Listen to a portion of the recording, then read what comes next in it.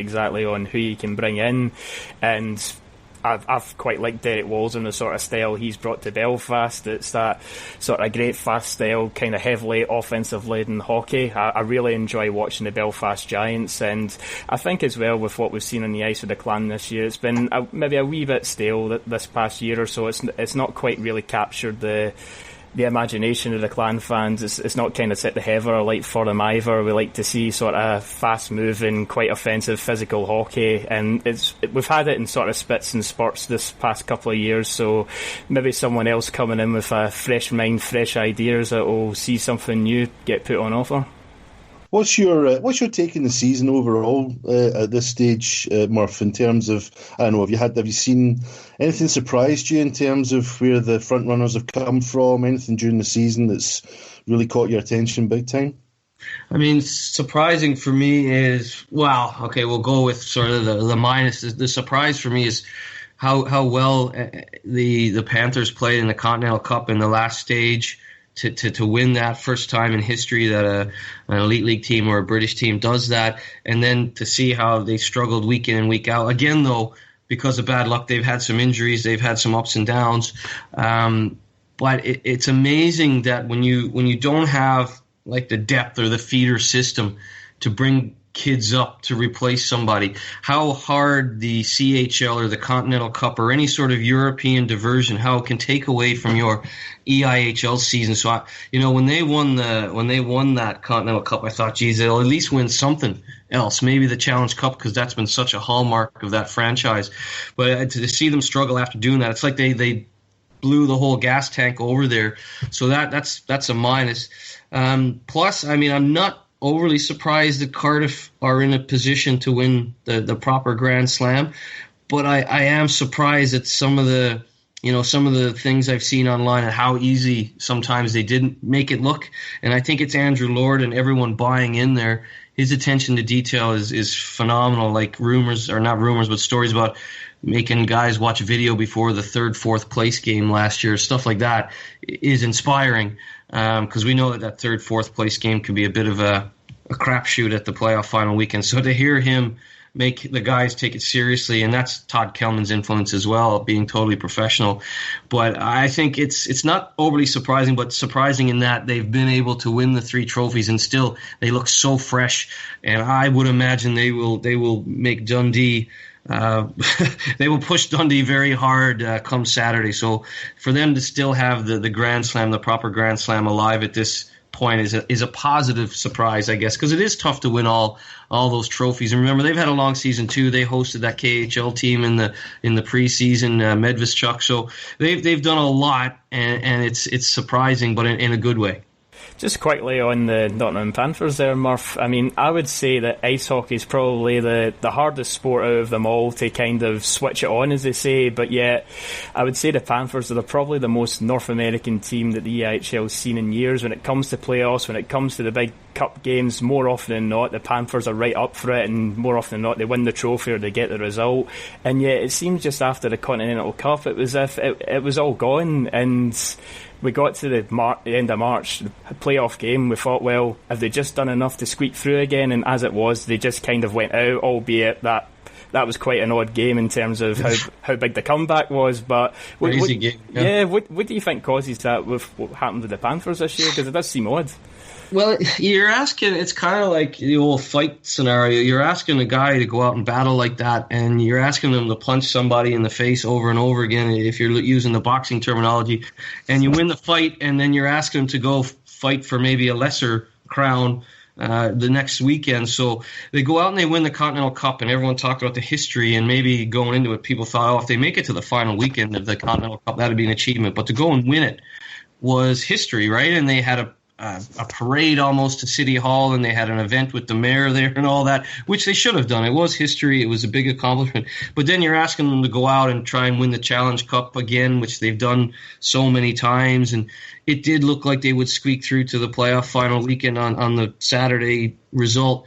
But remember a few years ago when the Giants, I'm talking about Paul Adey, when the Giants won the Elite League title, I think they won it with 6 weeks to go or something. And to ask guys then, you've won your Stanley Cup, and then you're asking them to go and play for a conference final. And it's crazy because it's the Olympics thing as well. You ask guys to go out and play for a gold medal, and you often see that bronze medal game is terrible because one team is just so deflated. So it's like that. You're asking the Panthers to go out and make history at the Continental Cup, and then a week later or 4 days later, you're asking them to go to Edinburgh or wherever and know that it doesn't. It's hard to get back up again, like you said, and that's no knock on Edinburgh, but you've won this major trophy, and now you've got to go play against a team that is probably not even going to make the playoffs in your domestic season. So it's tough. It's psychologically draining, and you're right. Corey Nielsen's very good at getting his team up over and over again for those Challenge Cups, those playoffs, those short-form tournament cup games and whatnot. So I think they set history, and then you had to ask them to go play for something lesser, perhaps. We're going to talk a little bit, I say a little bit, but maybe more than a little bit about the media side of things shortly, Murph. But just very quickly, with the playoffs obviously coming up this weekend, what are your thoughts saying? How do you think it's going to go? How's it going to play out? Well, like I said, and this is no knock. I think Mark Lefebvre has done a wonderful job there. I think Dundee are a very good team. They've got some good players, Scarcella, and some of those guys have had great individual season. The guy from the Netherlands, Brewstein, has had a good year, but they've got a good goalie who's played in the AHL, so they can surprise teams, right? And I'm sure Brayhead would tell you that, some of the players. But I find it very hard to look past Cardiff making it to the big final. I don't think they'll have to watch video before the third, fourth place a game this year. And then you look at Sheffield Belfast. Well, whoever comes out of that game is probably going to be more beat up than, say, Cardiff if they do what they can do against Dundee. So Cardiff would probably have a bit of an advantage there in the final. That being said, you got to play the games. So I expect Cardiff to make the final. The Giants haven't won a trophy since the Paul 80 era. So I'm going to go out on a limb and say they play some magnificent hockey on the Saturday to make it to the big final. Sheffield, I think, after what they had to go through against Nottingham, like your point, having to get up again, right? So can they get up again? Certainly they can. Matthew Waugh, their goaltender there, Mustakov's unbelievable, really good coach, and Paul Thompson, really good systems. But I'm going to go out on a limb and say maybe Cardiff, Belfast in the final, and then I think Cardiff have enough to complete the proper Grand Slam. Yeah, I must admit, I've got it down as a Cardiff-Sheffield final. I just think Sheffield on the day might just have a little bit too much for Belfast. Belfast have been good, and obviously that second position and what have you is fully merited. I just think on the day Sheffield just have this habit of getting it done no matter what, and I think they might have a little bit too much for Belfast. So I'm seeing a Cardiff-Sheffield final myself, with Cardiff winning. I have to say I can't see beyond that Cardiff winning the main prize. What about yourself, Ray? Well, I would think on paper you'd expect Cardiff to win pretty much hands down, but I think if you go back a few years ago, you wouldn't have given the lower seeds in this playoff finals ever a hope, and Coventry proved us wrong not only once but twice. So I think good point. So I think if Dundee keep up the kind of work rate, the sort of intensity, and remember it's a one-off game, they got nothing to lose, so if they just give it their all one more time, Mark Lefebvre's got the perfect motivational tool. Guys, it stops tonight, or we keep on going for one more and we go for the prize. So I'm not bold enough to say Dundee will win it, but just saying, I thought Dundee, if they keep that kind of work rate up, I think they get an excellent chance. But I think if Cardiff do go through, then I do fancy them playing Belfast, and I think almost any final you get, I think you're not going to get a bad game, put it that way. And yeah, for me, I'll be supporting the Scottish team, and hopefully I'll wish them all the best. But we'll see how it goes. All we want as Clan fans, a good party and some good games. Yeah, for those that are going. Right, okay, listen, I've been working on this segue for an hour. So, Murph, are you going to the playoffs? No, I've got commitment with my job with the Toronto Wolfpack on Sunday. I'll be at Keepmoat Stadium for the Wolfpack versus Doncaster in League One, and that'll be live on Premier. So, right, okay, that's messed up my segue now a little bit, but nevertheless, I will ask you, if you were at home, how would you like to experience the playoffs if you weren't able to make it to Nottingham, which obviously you can't? Well, it's a great point because actually Saturday I'll be doing work preparing for that trip on Sunday, but I would like to watch those semifinals, especially the Belfast Sheffield game. But I have no idea. I think it'll be webcast. There's no doubt. There's a buck to be made, so it'll be webcast. And I think they would have learned a lesson from the Challenge Cup. The guys at Icetime TV do a magnificent job. I just think that maybe they're what I gather is that just so many people wanted to get on there and watch it, including myself. I tried to get on, I couldn't, but I was late to the party. I left it too late, I guess. But that's a function of you just need to make sure you have more than enough to make sure everyone can be on there. I will probably. It depends. I would probably, if it is webcast, which I 100% believe it will be, I would probably, I guess that would be the way to go. Yeah. Ray, what about yourself? You're going, but if you weren't going, you'd want to watch it, wouldn't you, obviously? Absolutely. HD as well, that would be nice. That's a sore point for me. I mean, we won't edit this bit out, but see, can you have a word with Premier to put pressure on Virgin Media to get Premier on HD? Well, they offered to them. It's offered to Virgin all the time. Virgin says they don't have the capacity to do so. So, look, it's there for them. So you're just going to have to keep working on them because Premier is probably blue in the face. Their customer service department know me by my first name now just because of that alone. So I'll keep trying. Okay, so we're on to the media side of things. Quite a lot to talk about here, but let's just wind it back a little bit. If we think about, I've got one kind of main sort of question to put to you, Murph, and it's very simplistic, but it's the thing that constantly bothers me.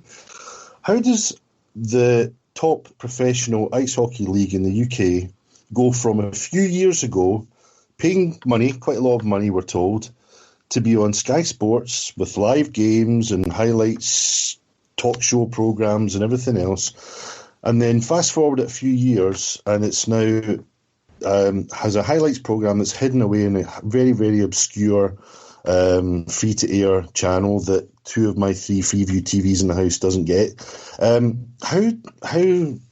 How does this league undergo that journey from expensive but fairly high-profile coverage to where it is now? And I suppose the main point is, in between that time, we had the Premier Sports coverage. Obviously, my pointed question to this is, how did it happen? What's your view on it? And what the hell can the sport do about it? Oh, well, you know what? From the Sky days, and I remember those days, I was working at ESPN at the time, to the Premier days, to Front Runner now. You know what, man, beggar's belief. You have to, and I'm not going to speculate. I just think that if you have 10 different people in a room, there's 10, and we hear that the boardroom, they all get along so well and they all work so well together. Yes, but everyone has got a different idea of their own business, i.e. their club. Some people want TV, maybe some people don't. Some people don't want a webcast, some do. Some want to, webcast only sometime when it suits them and not other times. And then you have teams like Belfast who service their fans every game. They have a webcast.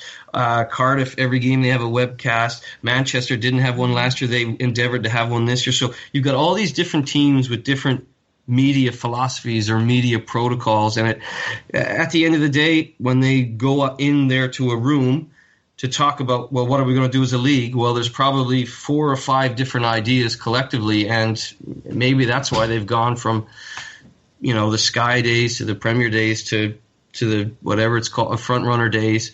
So I think, and this is no knock. I don't know if independent chairman, everyone talks about that thinking it's going to fix everything. I don't think it would. But you need to have a clear message, a bunch of mission statements. This is what we're going to do with refereeing. This is what we're going to do with media. And you try then to achieve as best you can. And I think when you have too many cooks in the kitchen, sometimes it doesn't turn out well. Now, look, the league, and I think, being on BBC Radio this weekend is an excellent thing, and the guys that will be doing that will do a great job, I'm sure. But that would be great to go alongside something else. And I hope, and I think I'm right in saying that it will be a webcast. And hopefully, like they would have learned from the Challenge Cup, so then it'll be happy days. You can be serviced if you're driving in your car and you want to listen on the radio, or you can be serviced if you're at home. My big problem is that I live in Dublin. I don't have a professional hockey team here. I don't even have a rink here. And I would have loved to watch Sunday. I would have loved to watch Sheffield, Nottingham. And I thought, Steelers Live TV or whatever.